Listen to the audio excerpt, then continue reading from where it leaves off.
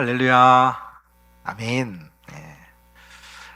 지난주에는 우리가 예수님이 전한 하나님 나라의 복음을 어떻게 이해할 것인가에 대해서 우리가 말씀을 나누었습니다. 기억이 좀 나십니까? 네.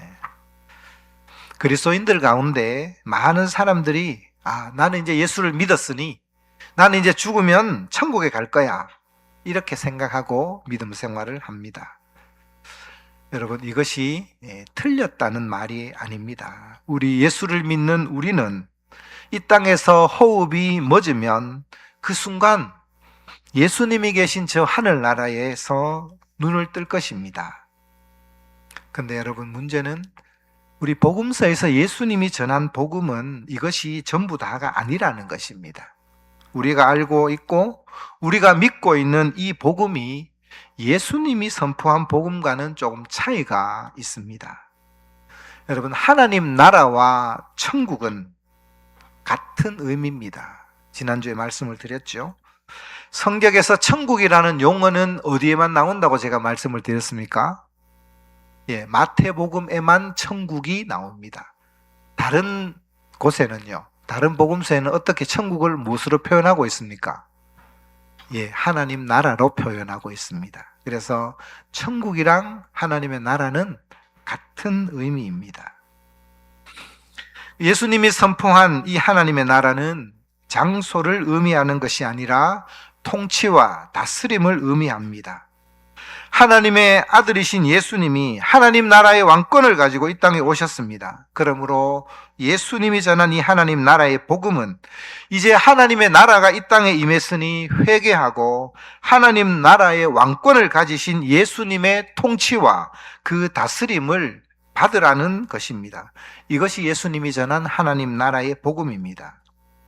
그러므로 우리가 예수를 믿는다는 것은 천국이라는 아주 좋은 낙원에 들어가는 티켓을 얻는 것이 목적이 아닙니다. 왕이신 예수님의 다스림과 통치를 받고 하나님 나라의 백성으로 살겠다는 결단입니다.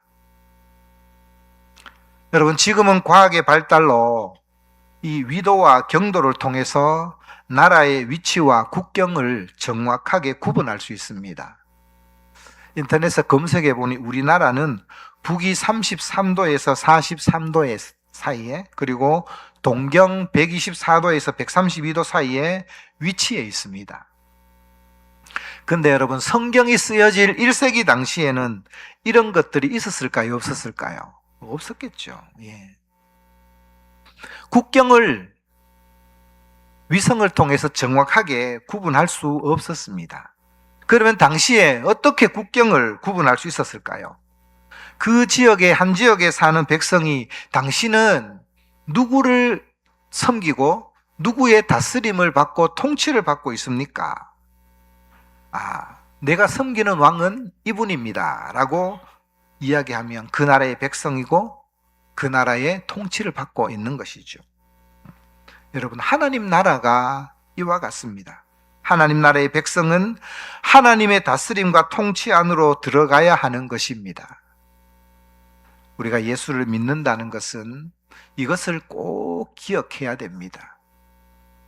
예수 믿으면 천국 갑니다. 그러나 이 땅에 있을 때 우리가 예수님을 왕으로 모시고 예수님이 다스리시는 그 나라의 통치를, 예수님의 말씀에 순종하며 그 통치를 받아들이는 것이 곧 예수님을 믿는 것입니다. 자, 그렇다면 여러분, 오늘 예수님이 전한 이 하나님의 나라가 이 세상에서 무엇으로 또는 어떻게 세워지는가 하는 것을 우리가 한번 생각해 보고자 합니다. 오늘 본문은 누가복음에 기록된 예수님의 공생애의 첫 사역입니다. 복음서의 저자들이 예수님의 사역 가운데 어떤 사건을 맨 먼저 넣는가 하는 것은 큰 의미를 지니고 있습니다. 왜냐하면 이 첫 번째 사건 하나가 자신이 기록한 이 복음서 전체를 드러내기 때문입니다. 오늘 16절, 17절 말씀을, 두 절 말씀을 우리 다시 한번 읽어볼까요? 16절, 17절입니다. 시작. 예수께서 그 자라나신 곳 나사렛에 이르사 안식일에 늘 하시던 대로 회당에 들어가사 성경을 읽으려고 서심해 선지자 이사야의 글을 들이거늘 책을 펴서 이렇게 기록된 데를 찾으시니 곧. 예수님은 어릴 때 자라나신 곳이 나사렛입니다. 이 나사렛으로 가셔서 안식일 날 회당에서 하나님의 말씀을 선포하는 것으로 첫 사역이 시작됩니다. 쉽게 설명하자면 오늘날 주일날 목사가 강단에서 설교하는 것과 비슷합니다. 예수님은 설교 본문으로 무엇을 택했습니까? 이사야서를 택했습니다. 여러분, 요즘은 종이 질도 좋고 인쇄술이 발달해서 신구약 이 성경책을 한 권에 다 담을 수 있습니다. 휴대도 간편하고, 그리고 장과 절이 잘 구분되어 있습니다. 그죠? 우리가 오늘 누가복음 4장을 읽었잖아. 그죠? 근데 예수님 당시에는 장과 절이 있었을까요? 없었을까요? 없었습니다. 그리고 책도 이런 종이가 없었기 때문에 이런 책이 아니라 양피지나 파피루스 같은 두루마리에, 큰 두루마리에 감겨 있었습니다. 사해사본이라고요. 이사야서가 발견된 게 있습니다. 사해 바다의 옆에 보면 쿰란이라는 동굴에서 이사야서 사본이 두루마리가 이렇게 발견이 되었습니다. 이사야서가 다 기록된. 그것을 쭉 펴보니까 길이가 무려 7.3m나 되었습니다. 엄청나죠? 7.3m 되는 그 두루마리를 두루룩 말아서 이사야서가 된 거예요. 오늘 우리가 본문에 보면은 이사야의 글을 들이거늘 책을 펴서 이렇게 되어 있지만 사실은 예수님이 편 것은 책이 아니라 뭘 쓸까요? 두루마리겠죠. 두루마리를 쭉 폈습니다. 장절도 없었습니다. 그런데 그것에 쭉 펴서 어디를 찾았을까요? 오늘 우리가 읽은 18절, 19절 말씀이에요. 두 절 같이 한번 읽어볼까요? 시작. 주의 성령이 내게 임하셨으니 이는 가난한 자에게 복음을 전하게 하시려고 내게 기름을 부으시고 나를 보내사 포로된 자에게 자유를, 눈먼 자에게 다시 보게 함을 전파하며 눌린 자를 자유롭게 하고 주의 은혜의 해를 전파하게 하려 하심이라 하였더라. 우리 예수님이 두루마리를 펴서 읽으신 곳은 이사야서 61장의 말씀입니다. 이사야서 61장 가운데 1절과 2절 말씀을 읽으신 거예요. 이사야서 61장은 메시아에 대한 예언의 말씀입니다. 이사야서 1장, 61장 1절, 2절 비슷한데 우리 같이 한번 읽어볼까요? 자, 앞에 모니터에 있습니다. 자, 시작. 주 여호와의 영이 내게 내리셨으니 이는 여호와께서 내게 기름을 부으사 가난한 자에게 아름다운 소식을 전하게 하려 하심이라. 나를 보내사 마음이 상한 자를 고치며 포로된 자에게 자유를, 갇힌 자에게 노임을 선포하며 여호와의 은혜의 해와 우리 하나님의 보복의 날을 선포하여 모든 슬픈 자를 위로하되. 그냥 두십시오. 자, 주 여호와의 영이, 스피릿입니다. 영이, 성령이 내게 내리셨으니 어떤 방식으로? 여호와께서 내게 기름을 부으셨다. 이렇게 말씀을 하고 있습니다. 하나님은 메시아에게 먼저 무엇을 부어주셨다라고 말씀하고 있죠? 성령을 부어주신다. 이렇게 말합니다. 성령을 부어주시는 것을 무엇으로 표현하느냐? 이는 여호와께서 내게 기름을 부으셨다. 이렇게 말하죠. 기름.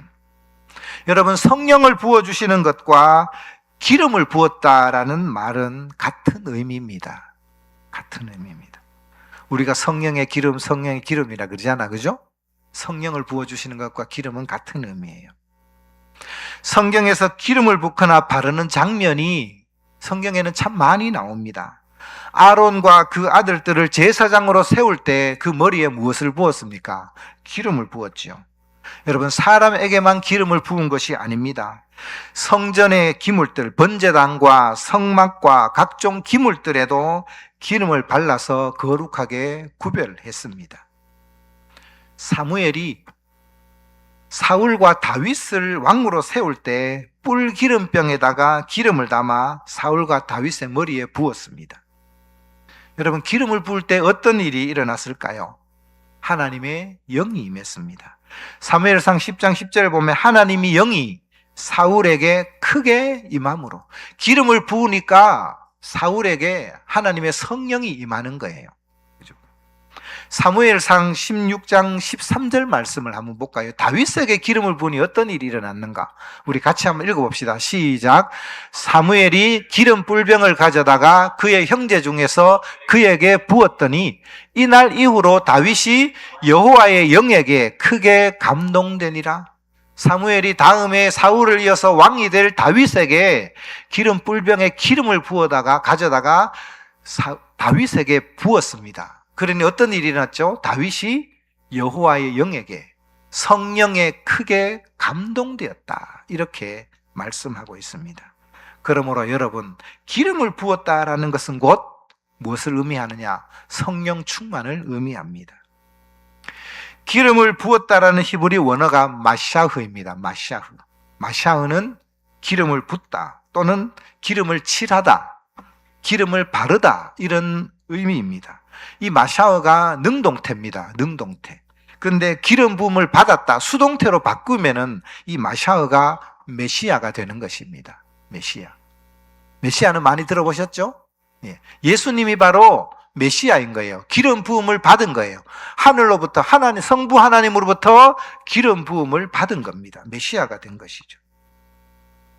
그런데 여러분, 예수님은 공생의 사역을 한번 보십시오. 누가 와서 기름 뿔병에 나와서 예수님 머리에 기름을 부은 적이 있어요? 없어요? 없습니다. 향유는 부은 적은 있지만 기름을 부은 적은 없습니다. 아론의 아들들이나 엘리사나 다윗처럼 머리에 직접 기름 부음을 받지 않았습니다. 그런데 왜 예수님을 메시아라고 할까요? 그것은 바로 예수님이 성령을 받았기 때문입니다. 사복음서에서 성령이라는 단어가 복음서에만 46번 나옵니다. 어느 복음서에 가장 많이 나올까요? 우리가 오늘 읽었죠. 누가복음에 가장 많이 나옵니다. 마태복음에는 11번이 나오고요. 마가복음에는 6번이 나옵니다. 누가복음에는 17번이 나와요. 성령이라는 단어가. 요한복음에는 11번, 이렇게 해서 46번이라는 성령이라는 용어가 이 복음서에 기록되어 있습니다. 예수님의 공생의 사역은 성령으로 시작해서 성령으로 끝을 맺었습니다. 예수님께서 공생애를 시작할 때 세례 요한으로부터 세례를 받으시죠. 어떤 현상이 일어났죠? 세례를 받고 물 위로 올라오시자 어떤 일이 일어났습니까? 누가복음 3장 22절을 한번 보십시오. 성령이 비둘기 같은 형체로 그 위에 강림했다, 이렇게 누가복음 3장 22절에 기록되어 있습니다. 누가복음 4장 1절 2절 상반절 한번 볼까요? 앞에도 있습니다. 시작. 예수께서 성령의 충만함을 입어 요단강에서 돌아오사 광야에서 40일 동안 성령에게 이끌리시며 마귀에게 시험을 받으시더라. 예수님께서 요단강에서 세례 요한에게 세례를 받고 성령의 충만함을 힘입어 돌아옵니다. 성령에 이끌려 광야에 가서 마귀에게 시험을 받으신 것입니다. 여러분, 예수를 믿는 사람 가운데 많은 이들이 착각하는 두 가지가 있습니다. 하나는 성령 충만한 사람에게는 광야가 없을 것이다 라는 착각입니다. 다른 하나는 성령이 충만하면 마귀에게 시험을 받지 않는다라는 착각이에요. 아닙니다, 여러분. 예수님을 한번 보십시오. 예수님은 성령 충만한 가운데 성령에 이끌려 어디로 가셨습니까? 여러분, 광야로 가셨습니다. 성령 충만한 가운데 마귀에게 시험을 받으셨습니다. 광야는 인간의 생각, 인간의 지혜, 인간의 방법, 지금까지 경험했던 그 경험이 전혀 통하지 않는 곳이 광야입니다. 그러게 광야를 좋아하는 사람은 아무도 없습니다. 그런데 여러분, 성령이 충만한 사람에게도 광야가 있습니다. 또 성령이 충만한 사람에게도 마귀가 각종 올무를 놓아 공격하고 넘어뜨리려고 합니다. 여러분, 성령이 충만한 사람에게 마귀의 공격이 없는 것이 아니라 마귀가 공격을 할 때 성령의 능력으로 이 마귀와 싸워서 승리하게 됩니다. 우리가 성령 충만을 구해야 하는 이유가 여기에 있습니다.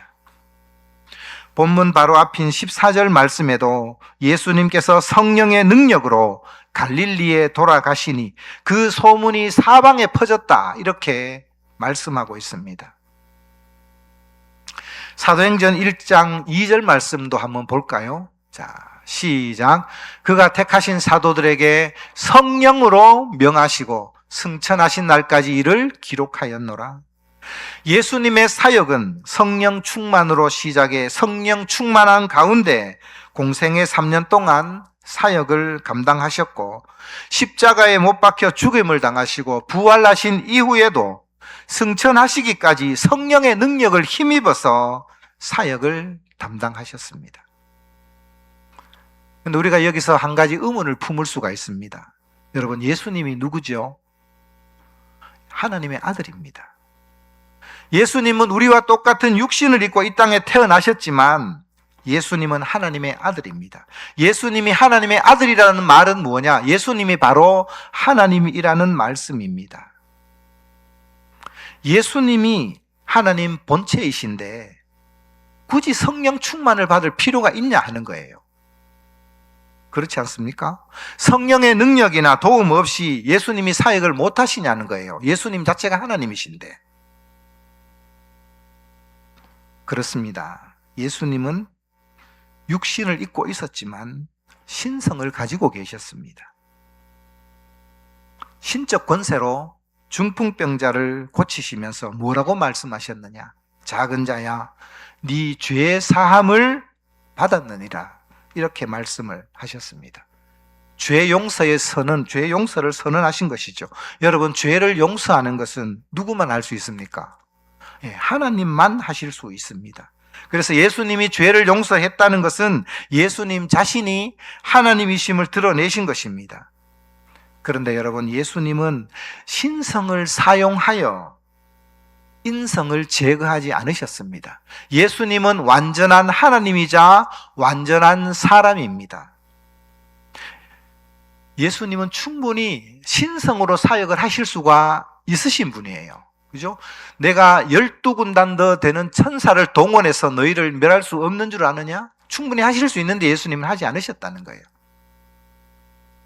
예수님은 40일 동안 금식하신 이후에 우리처럼 똑같이 배고파하셨습니다.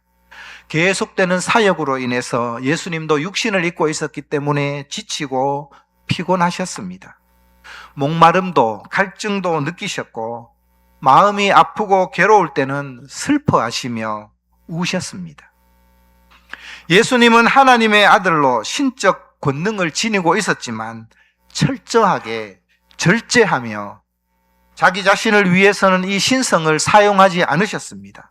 신성을 가지신 채 참 인간으로 사신 것입니다. 예수님은 하나님의 본체시지만 성령의 충만함과 성령의 능력으로 성령을 의지해서 사역을 감당하셨습니다. 왜 그러셨을까요? 바로 우리를 위함입니다.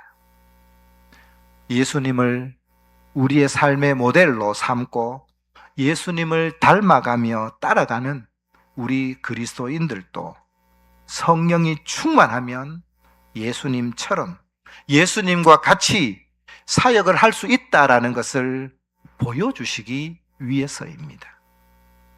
여러분, 만약에 예수님이 이 인성이 아닌 신성으로만 사역을 감당하셨다면 우리는 흉내조차 낼 수가 없습니다. 우리는 이 사역을 포기해야 됩니다. 왜? 이 사역은 하나님만이 하실 수 있으니까. 그러나 예수님은 인성을 가지시고 철저하게 성령을 의지하며 성령 충만함으로 그 사역을 감당하셨다는 것은 무엇을 의미하는가? 우리도 성령 충만함을 받으면 성령의 그 능력으로 예수님이 하셨던 그 사역을 너희들도 할 수 있다라는 것을 보여주시기 위함입니다. 여러분, 놀랍지 않습니까? 여기 하나님의 놀라운 그 신비가 있습니다. 성령 충만함을 받은 메시아, 우리 예수님의 사역이 무엇입니까? 이는 오늘 본문을 보십시오. 이는 가난한 자에게 복음을 전하게 하시려고. 첫째, 가난한 자에게 복음을 전하는 사역입니다. 예수님은 자신이 앞으로 어떤 사람들을 대상으로 사역할 것인지를 미리 말씀하고 있습니다. 예수님의 사역의 주무대가 어디입니까? 갈릴리 지역이죠. 이사야 9장 1절 2절 말씀을 같이 한번 볼까요? 자, 있죠? 자, 같이 읽어봅시다. 이사야 9장 없습니까? 제가 읽어드릴게요. 이사야 9장 1절 2절 이렇게 기록되었습니다. 전에 고통받던 자들에게는 흑암이 없으리로다. 옛적에는 여호와께서 스불론 땅과 납달리 땅이 멸시를 당하게 하셨더니 후에는 해변길과 요단 저쪽 이방의 갈릴리를 영화롭게 하셨느니라. 흑암에 행하던 백성이 큰 빛을 보고 사망의 그늘질 땅에 거주하던 자에게 빛이 비치도다. 이방의 갈릴리가 이방 지역인가? 이방의 지역이라는 것은 뭐냐? 이쪽은 강대한 북쪽 지역에 아람 지역이나 아니면 아수르 지역이나 강대국들이 침입하면 맨 먼저 쳐들어온 것이, 국경을 침범하는 곳이 갈릴리 지역이었습니다. 그러니 이 땅에 사는 사람들은 늘 전쟁에 대한 공포와 두려움 가운데 살았던 것입니다. 주님은 이렇게 소외되고 고통받던 스불론과 납달리 땅, 사망의 그늘질 땅인 이 갈릴리 지역에서 복음을 전하셨던 것입니다. 여러분, 소외되고 고통받는 자들이 쉽게 복음을 받아들이지만 부유하고 잘 먹고 잘 사는 사람들은 복음을 잘 받아들이지 않습니다. 예수님의 이 메시아의 두 번째 사역은 포로된 자에게 자유를 주는 사역입니다. 포로된 자에게 자유를 준다는 것은 원래 의미는 전쟁에서 패배해서 사로잡힌 자를 말하는데 여기에 국한되는 것은 아닙니다. 신체적인 질병으로 매여 있는 사람도 포로된 자이고 영적으로 사로잡힌 자도 포로된 자입니다. 죄악을 끊지 못하고 죄의 노예로 사는 사람들 역시 포로된 자입니다. 이러한 자들에게 자유를 주기 위해 우리 예수님이 이 땅에 오셨고, 여러분, 이 사역이 오늘날 우리에게 승계되었습니다. 예수님이 하셨던 이 사역이 바로 우리가 해야 될 그 사역인 것이죠. 우리 두 분 집사님, 박 집사님, 신 집사님이 팔레스타인 지역도 가시고 이 사역하면서 아마 이것을 많이 경험하셨을 거예요.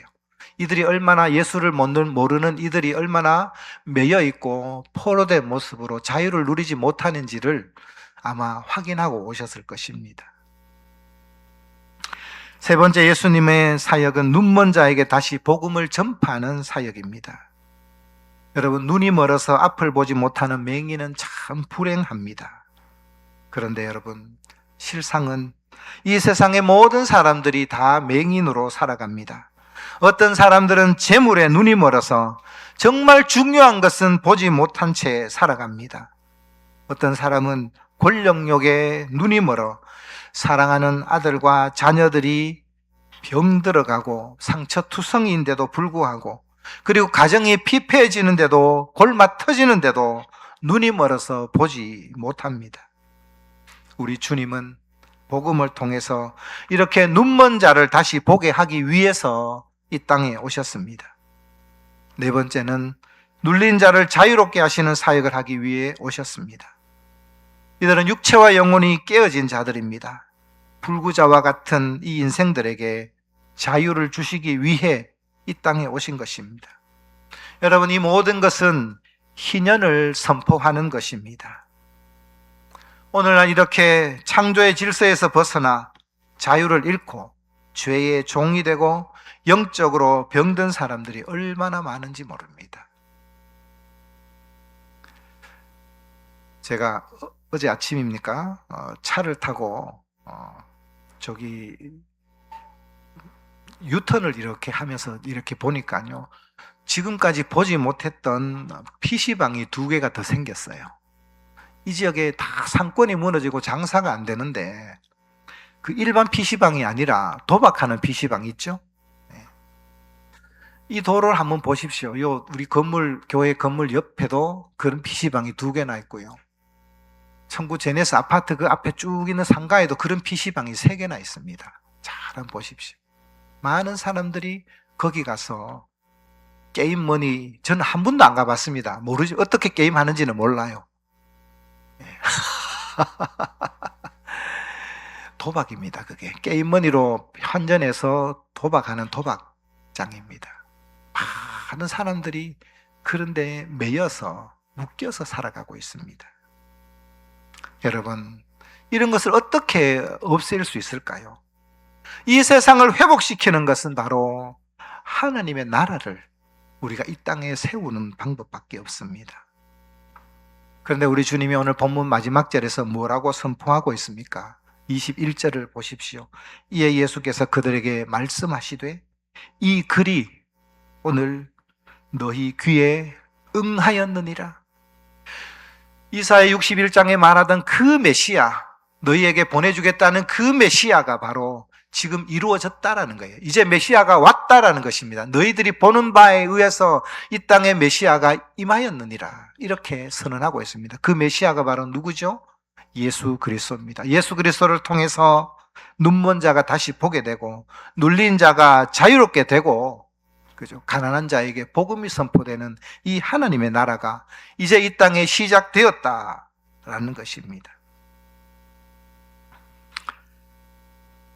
여러분, 이것이 메시아의 사역이요, 예수님이 선포하신 하나님 나라의 복음이요, 우리가 전하고 세워야 할, 이 땅에 세워야 할 하나님의 나라입니다. 예수님은 이 사역을 우리에게 맡기셨고 우리에게 전수하셨습니다. 그런데 여러분, 우리가 이 사역을 어떻게 감당할 수 있을까요? 예수님이 성령 충만한 가운데 사역을 하셨듯이 우리도 성령 충만함으로 사역을 감당할 수가 있습니다. 성령 충만함으로 하나님의 나라를 세워갈 수 있습니다. 주님은 성령을 너희에게 주시겠다라고 이미 약속해 주셨습니다. 누가복음 24장 49절 말씀을 한번 볼까요? 우리 주님이 승천하시면서 제자들에게 이렇게 말씀하셨습니다. 시작. 볼지어다 내가 내 아버지께서 약속하신 것을 너희에게 보내리니 너희는 위로부터 능력으로 입혀질 때까지 이 성에 머물라 하시니라. 예수님은 하늘로 승천하시면서 내 아버지께서 약속하신 것 너희에게 보내주겠다.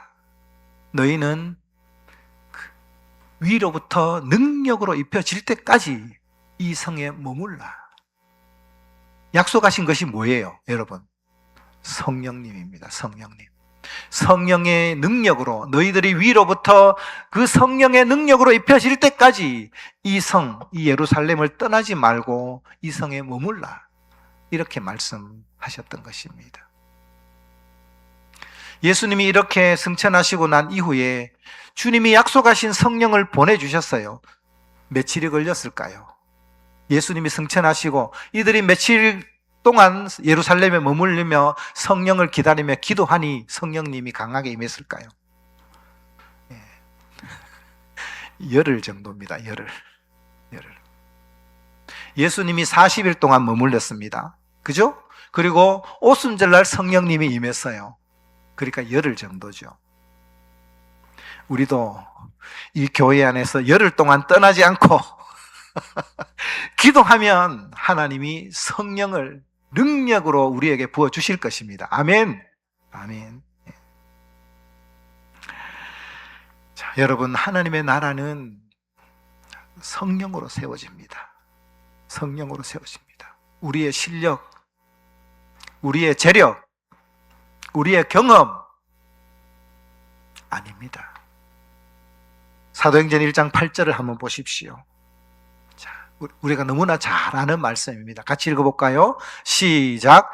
오직 성령이 너희에게 임하시면 너희가 권능을 받고 예루살렘과 온 유대와 사마리아와 땅끝까지 이르러 내 증인이 되리라 하시니라. 맨 앞에 부사를 보십시오. 오직 성령이 너희에게 임하시면. 오직이라는 표현은 무엇든 때 쓰죠? 성령 외에는 다른 방법이 있다는 말입니까? 없다는 말입니까? 없다는 말입니다. 오직 성령님이 너희에게 임하셔야만이 너희가 권능을 받고 그 성령의 능력으로 예루살렘과 온 유대와 사마리아와 땅끝까지 이르러 증인된 사명을 감당할 수 있다. 이렇게 말씀하고 있습니다. 여러분, 우리가 이 땅에 하나님의 나라를 세우는 건 역시 무엇으로요? 성령으로 세워집니다. 그러므로 우리가 구해야 할 것은 성령님입니다. 제가 가끔 목회를 성공적으로 하시거나 이런 분들을 개인적으로 만나 뵙기도 했고요. 또는 유튜브를 통해서 그런 분들 얘기를 들어본 적이 있습니다. 하나같이 뭐냐? 자기는 이렇게 될 줄 몰랐대요. 미리 계획한 적이 없대요. 올 초에 제가 대흥교회라고요. 그 목사님 집회를 하고 난 뒤에 제가 은혜를 받아서 집회가 끝나고 난 이후에 목사님 개인 면담을 요청했습니다. 목사님, 시간이 되시면 제가 시간 좀 내주실 수 있습니까? 연락처 받아서 제가 교회를 목양실에 찾아갔었습니다. 그래서 그분에게 질문했어요. 지금 이렇게 대안학교랑 이 교회가 너무 전국적으로 알려질 정도로 이렇게 부흥하셨는데 목사님 이런 계획을 갖고 계셨습니까? 그러니까 아니요, 전혀 없었습니다. 전혀. 이렇게 될 줄 꿈에도 생각 못했대요. 근데 성령님이 기도하면, 어려울 때 한 가지 문제를 놓고 엎드려 기도하면 하나님이 또 하나 열어주시고 또 하나 열어주시고 그렇게 인도하시고, 자기는 자기 머릿속에 계획은 하나도 없었다. 근데 하나님이 지금 이렇게 하셨다. 모든 것이 하나님이 하셨다. 막힐 때마다 자기는 한 것은 새벽에 교회 강단에서 엎드려 기도한 것밖에 없대요. 그럴 때 성령께서 그렇게 이끌어 가셨다. 이렇게 고백하셨습니다. 그분뿐만 아니에요. 당진에 있는 주일학교로 유명한 동일교회 목사님도 똑같은 얘기를 하셨어요. 성령님이 하십니다. 성령님이. 우리가 구해야 할 것은, 이 땅에 하나님의 나라를 심는 것은 우리의 실력이나 우리의 능력이나 우리의 학벌이나 우리의 어떤 학위가 아니라, 재력이 아니라 성령께서 세워 가시는 것입니다. 우리가 이 땅에 하나님의 나라를 세우고 우리가 복음의 증인으로 살아가는 것, 여러분, 다른 방법이 없습니다. 하나님, 우리에게 성령을 부어주십시오. 예수님이 사역의 처음 시작부터 끝까지 성령 충만한 가운데 사역하셨듯이 성령의 기름을, 그 충만한 기름을 우리에게 부어달라고 우리가 날마다 엎드려 기도하는 그런 저와 여러분 되기를 축복합니다. 그렇게 할 때 성령께서 우리가 상상하지도 못한 방법으로 우리 성신교회를 이끌어 가실 것입니다. 우리의 삶과 우리의 가정을 성령께서 회복시켜 주실 것입니다. 이 놀라운 성령의 역사의 주인공으로 우리가 쓰임받는 그런 저와 여러분 되기를 주님의 이름으로 축복합니다.